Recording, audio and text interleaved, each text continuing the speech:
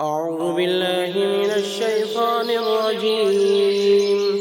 بسم الله الرحمن الرحيم. اللهم صل صلاة كاملة وسلم سلاما تاما على سيدنا